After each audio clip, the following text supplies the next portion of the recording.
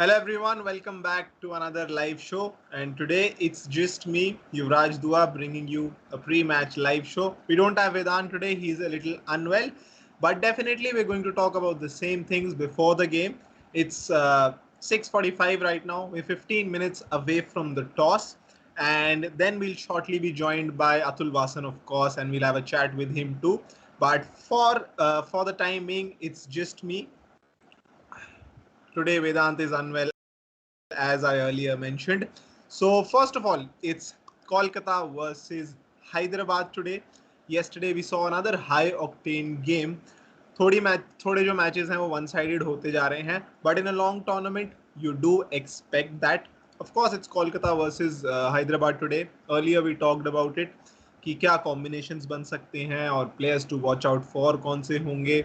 और tweet of the game भी हमने बात की थी. मिड इनिंग्स में हम दोबारा आएंगे, उसमें हम बात करेंगे best tweet of the game.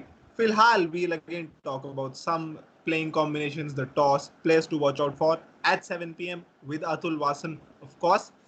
And today, the thing to see will be, can these two teams get their campaign back on track? हमने देखा पहला मैच ये दोनों टीम्स हार गई, और सनराइजर्स हारी पहला मैच, कोलकाता हारी पहला मैच. जो टीम कॉम्बिनेशंस थे उनमें शायद थोड़ा सा चूकी, बिकॉज पहला मैच था इसलिए कंडीशंस को भाप नहीं पाई थी कि कैसे प्ले आउट करेंगी कंडीशंस.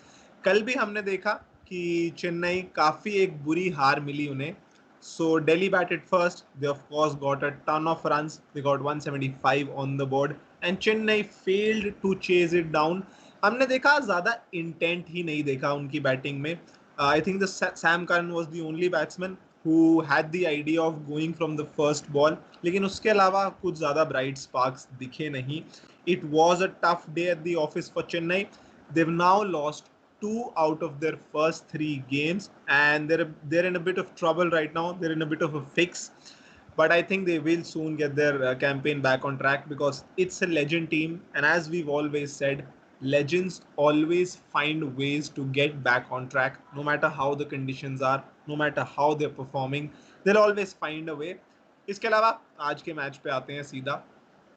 हैदराबाद और कोलकाता की अगर हम बात करें, तो हैदराबाद का जो टीम कॉम्बिनेशन है वो लग तो सेट रहा है, बैलेंस्ड लग रहा है, और मिडिल ऑर्डर में खासकर थोड़ी सी दिक्कत लग रही है, क्योंकि प्रियम गर्ग को कहाँ बैटिंग कराई जाए ये सबसे बड़ा सवाल है. तो जो भी लोग सुन रहे हैं, आपको क्या लगता है कि प्रियम गर्ग को कहाँ बल्लेबाजी करनी चाहिए? उनके पहले मैच में हमने देखा कि the way he batted, he didn't look like he is made for this T20 game. Of course as his age progresses, जितने बड़े होते जाते हैं, he'll be hitting the gym, of course, he'll get those big biceps. But for now जो उनकी as है 19-20 साल में, इतनी स्ट्रेंथ गैदर कर पाना काफ़ी मुश्किल है. तो वो स्ट्रेंथ नहीं दिख रही है अभी उनकी गेम में T20 गेम के हिसाब से. But definitely as he grows older, we'll see that he will become a better T20 player. लेकिन अभी जो अगर वो टीम में खेल रहे हैं, he have to bat up the order, और कोई जगह उनके लिए लग नहीं रही है. हमने देखा he absolutely struggled down the order when more than 10 runs per over were required. 9 runs per over पे भी थोड़ा स्ट्रगल कर रहे थे. तो एक कंटेंशन जो आज के मैच में रहेगी, जो मैनेजमेंट को, हैदराबाद की मैनेजमेंट की तरफ से डील करना पड़ेगा, वो ये रहेगा कि प्रियम गर्ग बैटिंग ऑर्डर में कहाँ पे बैटिंग करते हैं. मनीष पांडे तो we know that he's an established T20 player. He captains the Karnataka squad, of course. So he's very experienced. So I think he'll have to move down the order. चौथे number पे उन्हें आना पड़ेगा. प्रियम Garg will have to bat at number 3 if a wicket falls early, that is. उसके अलावा I think Mitchell Marsh had a gruesome injury in the first game. It's really disappointing, to be honest, because to suffer an injury like that in the first game, it's always really unlucky for any player, and not just Mitchell Marsh. It was really visible, really discernible on his face when he grunted into his cap while going off the field. And at that moment only, it didn't look good for him, and it looked like he'll struggle to come back onto the field. That's exactly what happened.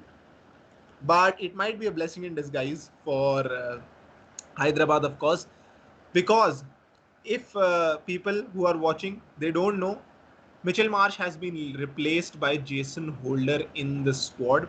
I don't think he'll get the first game right away as he's just landed in UAE. But I think going into the tournament, we'll see Jason Holder getting few of the games. But ahead of him, Mohammad Nabi has a better chance of qualifying for the playing 11, if I may.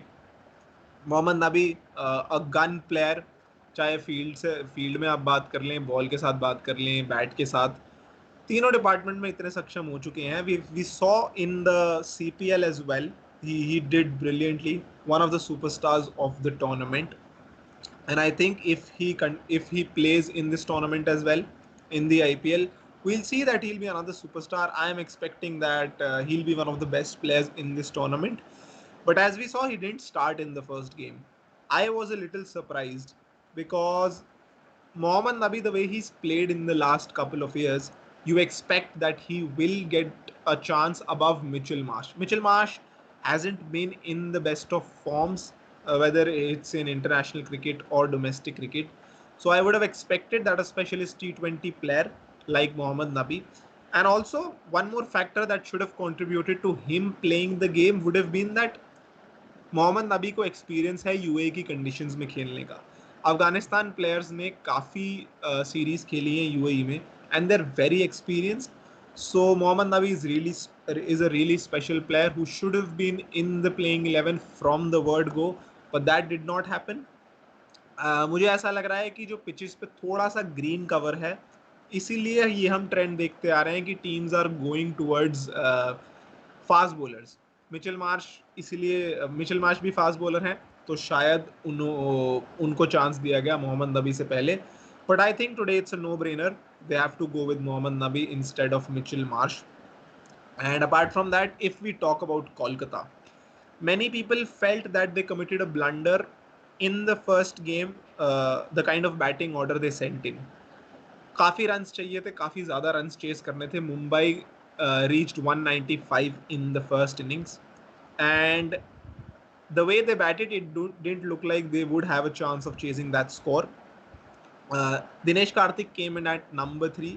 मुझे उस वक्त लगा कि because he is the captain, he felt the pressure of coming in and winning the game leading from the front. But as a captain, you also need to realize that there are other players in your squad, in your playing 11, who might deserve a chance above you.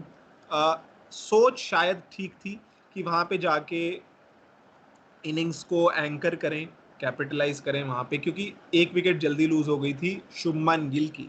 And because they lost Shubman Gill, and that's why I think Dinesh Karthik came in. If they would have lost Sunil Narayan first up, then I think a left-hander would have come in.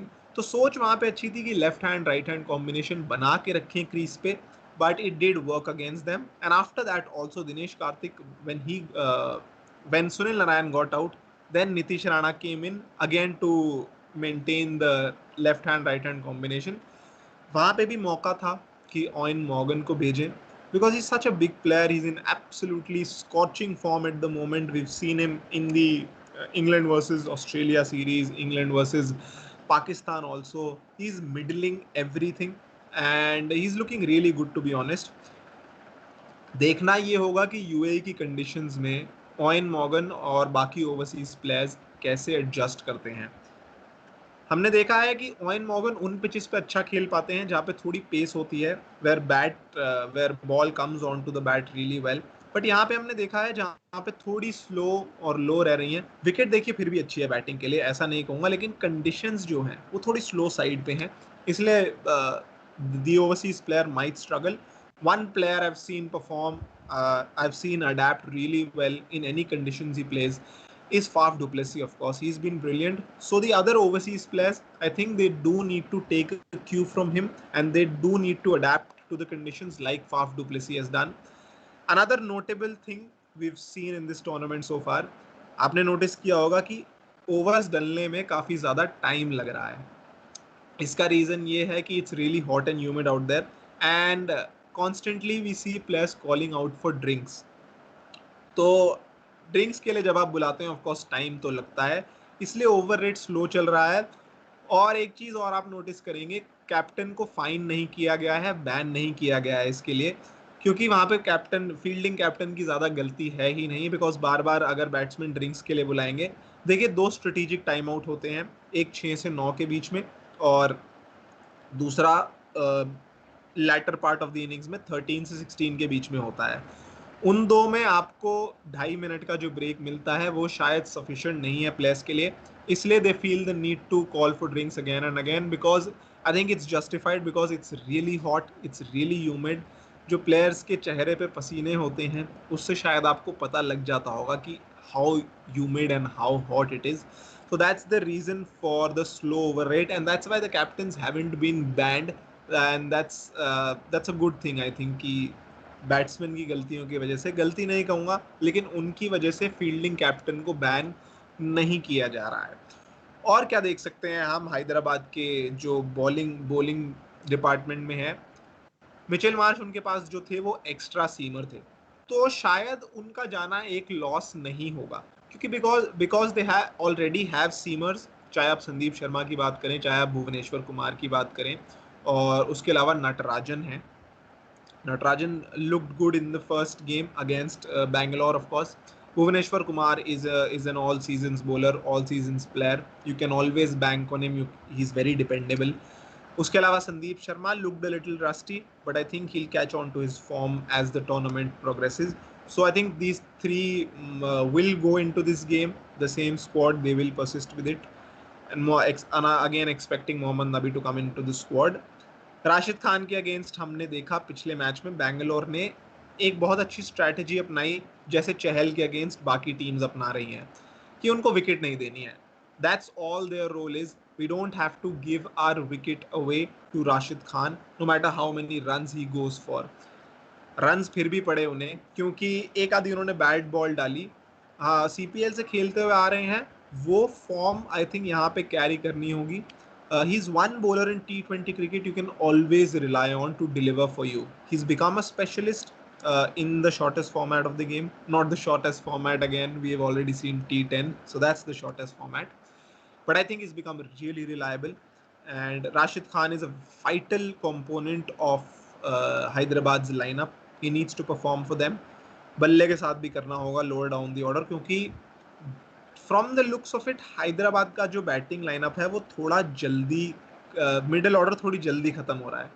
अगर आप देखें उनके पास प्रियम गर्ग, मनीष पांडे हैं, उसके बाद विजय शंकर हैं, doesn't look in the best of touches to be honest, and we haven't seen that consistency from him for the management to rely upon him.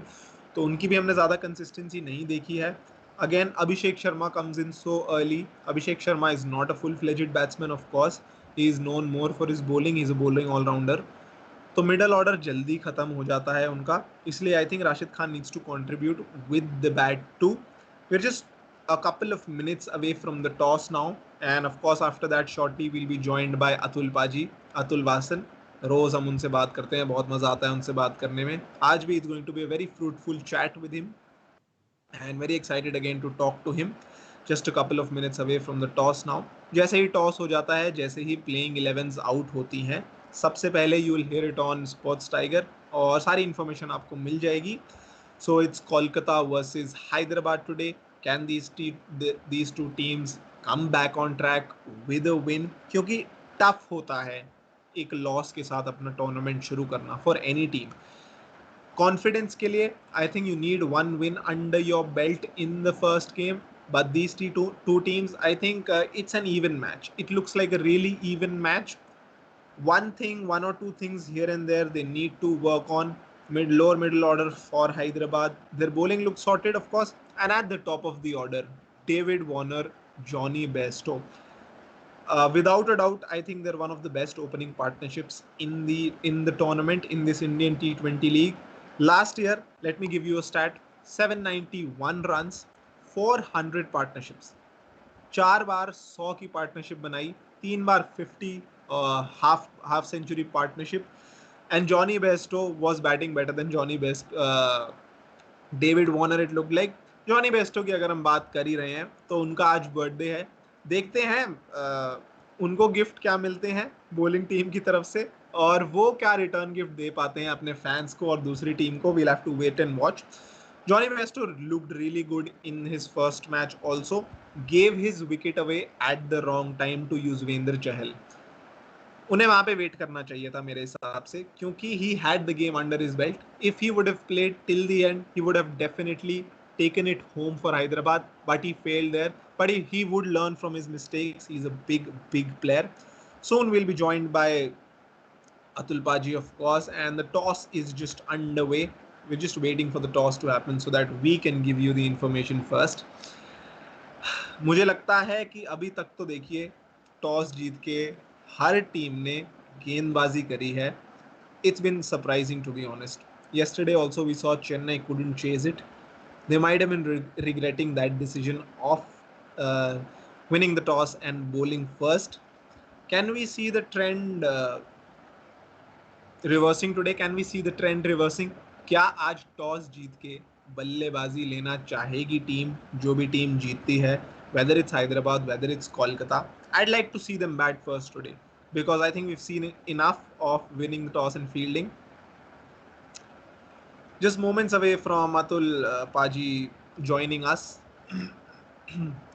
Big news from the center, and as I predicted a couple of seconds ago, Hyderabad have won the toss and they have chosen to bat first.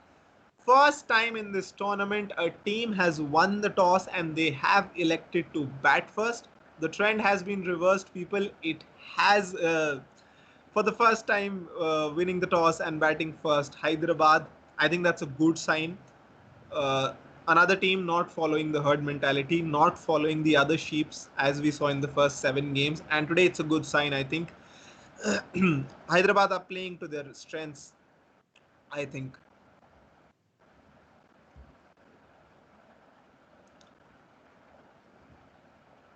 Atul Paji has joined us. Atul Paji.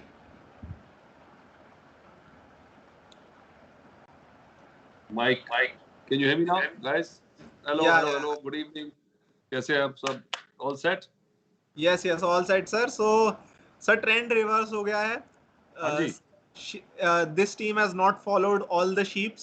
Hyderabad has won the toss and they've elected to bat first. क्या कहेंगे इस decision के बारे में?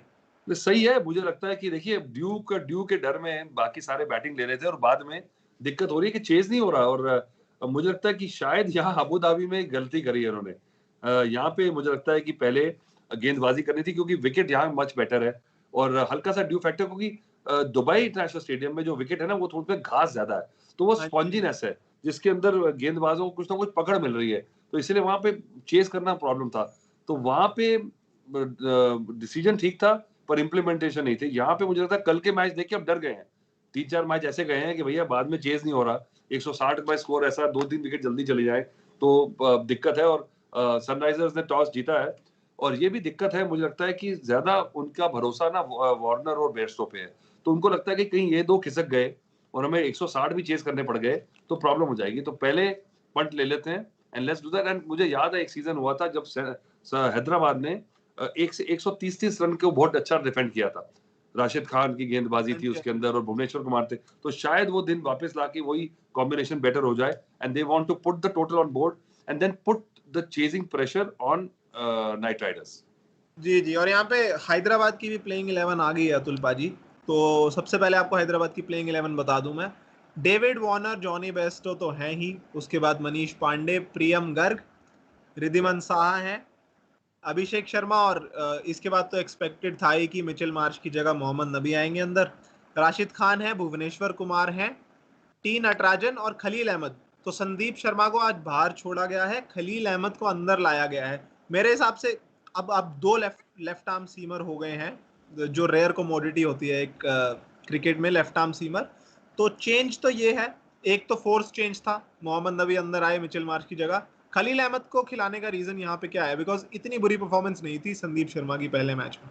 नहीं, मुझे लगता है कि लेफ्ट हैंडर से, क्योंकि ओपनिंग में और बेयरस्टो को भी जो बॉल अंदर आता थोड़ा सा दिक्कत करता है, और वार्नर को भी एक दिक्कत है, वार्नर को परेशान किया है बहुत. तो मुझे लगता है कि शायद शुरू में ऑड लेफ्ट आर्म स्पिनर और इंडिया के लिए खेला है, तो मुझे लगता है उसको इस्तेमाल करना बेहतर रहेगा. हैरानी मुझे सिर्फ एक हो रही है, मार्च की जगह आप नबी को लेके आए. मुझे लगता था कि शायद यहाँ जेसन होल्डर को लाया जा सकता था, क्योंकि ही is a perfect match and I think holder with the current form is a better player. अभी देखा आपने हाल ही में जो सीरीज हुई इंग्लैंड के खिलाफ में, वहां पे होल्डर ने चैंपियन की तरह खेला है और वो उसकी हाइट है, यहाँ पे अबू धाबी में 3 क्वार्टर में हिट करते हैं। उनकी गेंदबाजी में ज्यादा पैनापन आ जाता अगर एक गेंदबाज कम करके एक बल्लेबाज भी खिला लेते। I think Jason Holder can bowl his 4 overs and he is a big hitter. मुझे लग रहा है अतुल पाजी जो मिचेल मार्श था स्क्वाड में वो एक्स्ट्रा सीमर की तरह खेल रहा था, क्योंकि इनके पास भुवी है, खलील अहमद है, नटराजन है, तो 3 सीमर तो यही हो गए। आज मेरे हिसाब से मौका था स्पिनर अंदर लाने का, और अफगानी खिलाड़ियों को यूएई कंडीशंस में खेलने का थोड़ा एक्सपीरियंस है। मोहम्मद नबी ने टूर्नामेंट से पहले भी कहा था कि राशिद खान और मैं we are prepped for this tournament because we have experience of playing on UAE pitches. But I think Jason Holder भी एक इक्वल मैच रह सकते थे मिचेल मार्श के लिए। या दूसरी मुझे तरफ लग रहा है अगर थोड़ा, हाँ जी मुझे लग रहा है कि थोड़ा मिडिल ऑर्डर थोड़ा वीक लग रहा है मुझे, क्योंकि हाँ वार्नर और बेयर्स तो अगर निकल गए जल्दी तो फिर प्रियम गर्ग के पास एक्सपीरियंस नहीं है, रिद्धिमान साहा भी रस्टी हैं, T20 के एकदम स्पेशलिस्ट नहीं है, अभिषेक भी जो स्पिनर बैट्समैन है, और नबी। तो एकदम से आप देखोगे एकदम से बड़ा गैप, एक वैक्यूम सा नजर आ रहा है, तो थोड़ा सा डेंजरस लग रहा है मुझे मिडिल ऑर्डर ये। जी, इनका जो मेरे हिसाब से टॉप ऑफ द ऑर्डर से लेकर मिडिल ऑर्डर तक ग्राफ थोड़ा सा नीचे जा रहा है। वार्नर बेस्टो के बाद ज्यादा कुछ दिख नहीं रहा है। एक मेरे पास आइडिया, अगर ये थोड़ा सा आउट ऑफ द बॉक्स सोचे और रिद्धिमान साहा को ओपन करा दे, आई थिंक उससे थोड़ी सी बैटिंग ऑर्डर थोड़ी डीप हो जाती है। तो तीसरे पे फिर आप किसको खिलाएंगे, वार्नर और फिर बेस्ट? तीसरे पे आप बेयर्स तो वार्नर में से दोनों में से एक को खेलना पड़ेगा आपको। ये तो ठीक है, नंबर 1 2 3 को तीनों को मैं ओपनर मानता हूँ। अगर आपने देखिए, अगर नंबर 3 पे खिलाएंगे, साहा को खिलाएंगे या गर्ग को खिलाएंगे, अगर ये दो बड़े खिलाड़ी आउट हो गए, प्रियम गर्ग आपके फ्रंट लाइन बैट्समैन है, उनके पास एक्सपीरियंस नहीं है, तो एकदम से टीम बड़ी ब्रिटल नजर आएगी। तो जस्ट टू अपना बैटिंग ऑर्डर एक्सटेंड करने के लिए रिद्धिमान साहा को टॉप ऑफ द ऑर्डर नई बॉल का एडवांटेज दें। वो पहले खेल भी चुके हैं, अच्छा कर भी चुके हैं, और फिर बाद में आपकी नंबर 3 अगर ये 5 7 10 ओवर खेल गए तो फिर आपको लगेगा कि हाँ मेरी बैटिंग ऑर्डर लंबी है। कहीं शुरू में नई गेंद से पैट कमिंस ने या निकाल दिया इन्हें, तब प्रॉब्लम आ जाएगी। और मेरे हिसाब से वार्नर को ही तीसरे पे खेलना पड़ेगा और जॉनी वेस्टो को रिद्धिमान साहा के साथ ओपन कराया जाए। आइडिया तो ठीक है अतुल जी, अतुल भाजी। दूसरी तरफ अगर हम कोलकाता की बात करें तो शुभमन गिल, सुनील नारायण, नीतीश राणा, ओवेन मॉर्गन, दिनेश कार्तिक और आंद्रे रसल तक सेम है। सरप्राइज चेंज मुझे तो लग रहा है ये वरुण चक्रवर्ती अंदर आए हैं और कमलेश नागरकोटी अंदर आए हैं। तो इनके चेंजेस के बारे में क्या ख्याल है? देखिए, नागरकोटी भी ऐसे मावी जैसे ही एक बढ़िया गेंदबाज है। मुझे लगता है कि शायद दोनों को रोटेशन में खिलाना चाहते हैं, या एक यंगस्टर को हमेशा तैयार रखना चाहते हैं, कभी भी जरूरत पड़ जाए। और वरुण चक्रवर्ती के बारे में तो कमाल है, एक मिस्ट्री बॉलर था वो, उसका नाम चला था। और जो इम्पैक्ट जितना इतना महंगा बिका, वो मैंने कहा ना, ये कर्स है कि ज्यादा पैसे मिल जाए आपको तो सभी नजरें आ जाती है, अच्छा किस बात के लिए तुम्हें पैसे मिले, चलो देखते हैं। उसका प्रेशर जो है ना, बहुत कम लोग झेल पाते हैं। पैट कमिंस को भी आज प्रूव करना होगा, तो 15.5 करोड़ रुपए दिए हैं कि भाई उतनी उसी लिहाज से बॉलिंग तो बनती है। और वरुण चक्रवर्ती को भी मेरे ख्याल 4 5 करोड़ रुपए में खरीदा है, और ऐसा लग रहा था कि नाम तो डोमेस्टिक क्रिकेट में भी नहीं सुना किसी ने, ये स्टेट क्रिकेट में नहीं खेलते हैं, पर ये है मिस्ट्री बॉलर, ये है थोड़े आड़े तिरछे गेंदबाज। तो उस समय कोचेस की एक धारणा थी कि ऐसे टेढ़े टेढ़े बॉलर लेके आओ। आपने देखा कि भैया लेफ्ट आर्म स्पिनर जो है वो टेढ़ा भाग रहा है, ऑफ स्पिनर इधर से आ रहा है बॉलिंग करने, तो कुछ ना कुछ इनोवेशन ला रहे हैं कि कुछ ऐसा कर दें कि बल्लेबाज को जिसकी प्रैक्टिस ना हो और वो 3 4 ओवर निकाल जाए जबकि समझ आए, ये इम्पैक्ट लाने की कोशिश है। पर इतनी एनालिटिक्स है इस गेम में, और आपके पास वीडियो एनालिसिस है कि आप ये जो मिस्ट्री फैक्टर है ना, 1 2 गेम में ही रख सकते हो, बाद में इसकी इतनी स्टडी होती है, आप पकड़े जाओगे। तो ये कोचेस को है कि अपने वैल्यू कैसे निकालनी, इतने पैसे दिए हैं तो मिस्ट्री को कितने दिन बरकरार रखेंगे। तो शायद अगर आज चल पड़े तो मुझे लगता है कि लगातार मैचेस खिलाएंगे नहीं, इन्हें यूज करा जाएगा एज अ शॉक वैल्यू। हम शॉक वैल्यू की तरह यूज करा जाएगा, अतुल भाजी आपका कहना है। वरुण चक्रवर्ती ऑफ कोर्स पिछले साल ये भी करोड़ों में बिके थे पंजाब की तरफ से, वहां भी पिटाई हुई थी। इस बार भी काफी हाई प्राइस टैग है, देखते हैं जस्टिफाई कर पाते हैं नहीं। दूसरी तरफ जैसे मैंने आपको बताया, all the people watching, Kamlesh Nagarkoti will play his first game. काफी समय से इंजरी रही है, आज फाइनली पहली बार मौका मिलने वाला है कमलेश नागरकोटी को। इसके अलावा अतुल पाजी, ये तो हमने बात कर ली कि बैटिंग ऑर्डर में, मिडिल ऑर्डर में थोड़ी सी दिक्कत रहेगी हैदराबाद की तरफ। और इस तरफ क्या आप इस बार कोलकाता के मिडिल ऑर्डर में क्या बैटिंग ऑर्डर एक्सपेक्ट कर रहे हैं अतुल पाजी?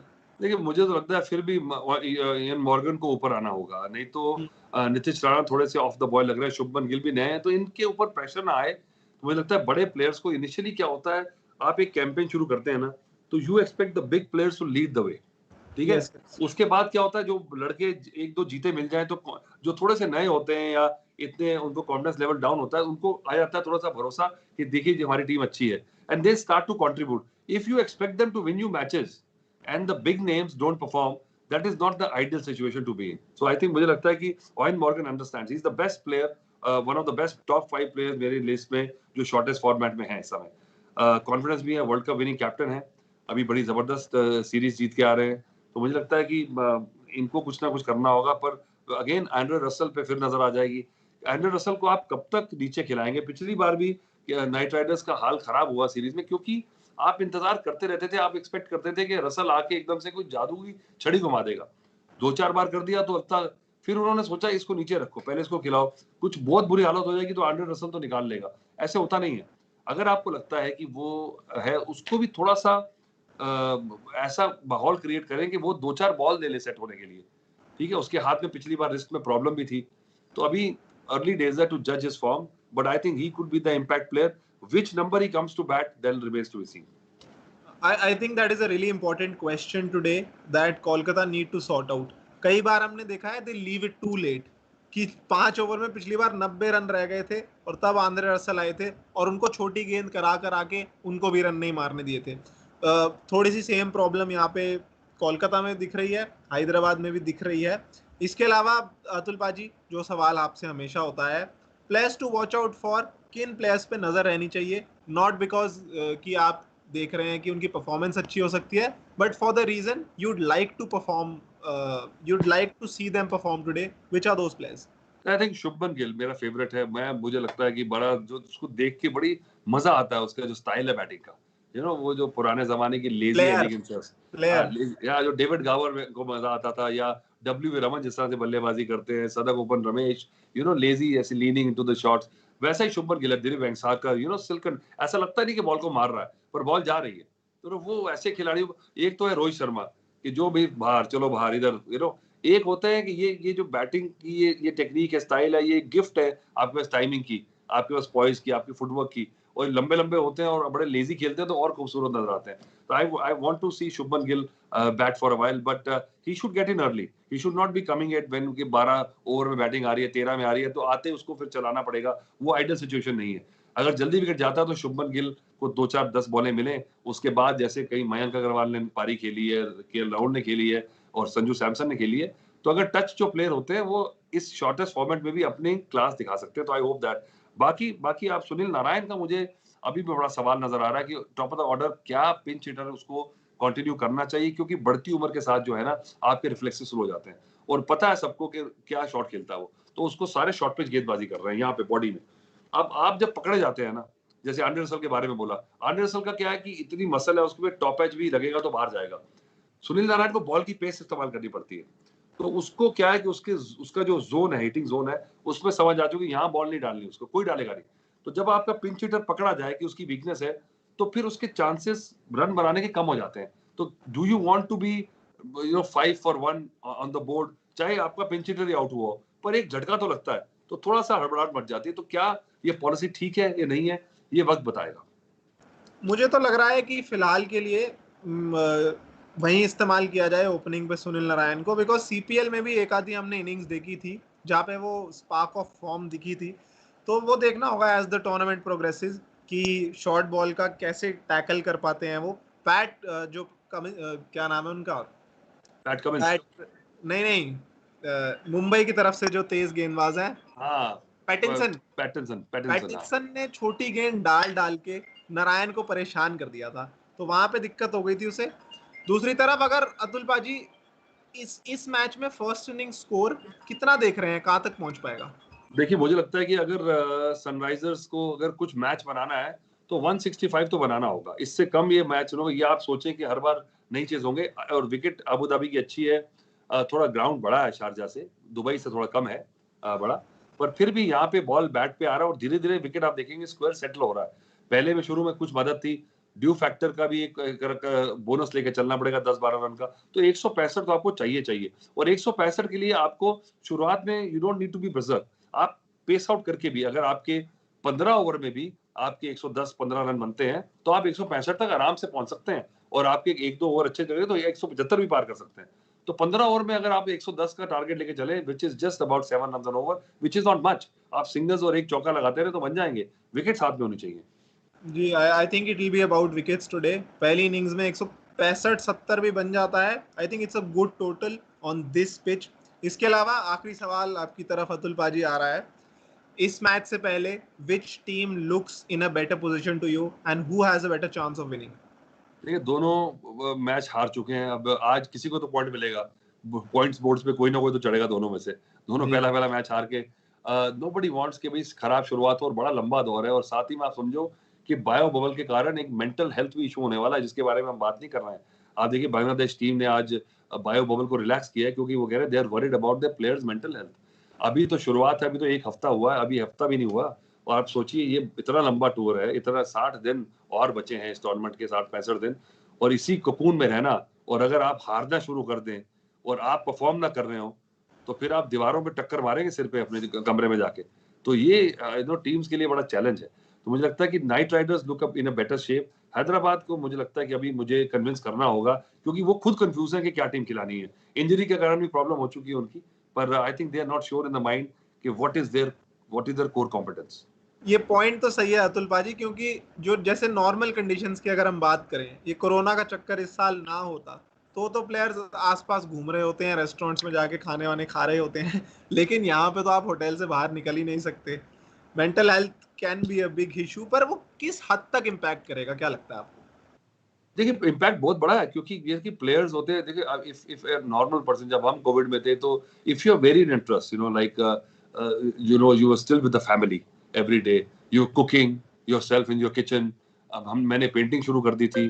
मैं I used to work as a barman, तो मैंने कॉकटेल्स बनानी शुरू कर दी। फिर मैंने अपना किताबें पढ़नी शुरू। I am fond of reading. So I had very, but when you are in a pressure situation where you have to play and then you are only with the same faces every day. और आपका क्या है कि आपका जो common talking point है cricket है। ठीक है, आप जब ब्रेक होता है आपको, जब आप मैच से बाहर आते हैं तो आप अपने फ्रेंड्स को मिलते हैं जो कि क्रिकेट से रिलेटेड नहीं है, तो आप थोड़ा माइंड डाइवर्ट कर लेते हैं, घर वालों से मिलते हैं, आपकी फैमिली आ जाती है कहीं। आप जब होम मैचेस खेल रहे हो तो आप घर में चले जाते हैं, नहीं तो होटल में आपकी फैमिली आ जाती है। तो वो आपको ब्रेक मिल जाता है। You get switch on and switch off from that zone in the, आप जो चले जाते हो इसमें, आप जोन में ही हो। आप बाहर निकलेंगे, आप रन नहीं बना रहे होंगे, तब भी आप देखेंगे कि आप कमरे से बाहर निकले तो वही अपना खिलाड़ी जिसने आपकी कैच छोड़ी है, वही खिलाड़ी जिसने आपको मैच मरवाया पिट के आज या आउट होके, तो वो मेमोरीज वापस आएंगी।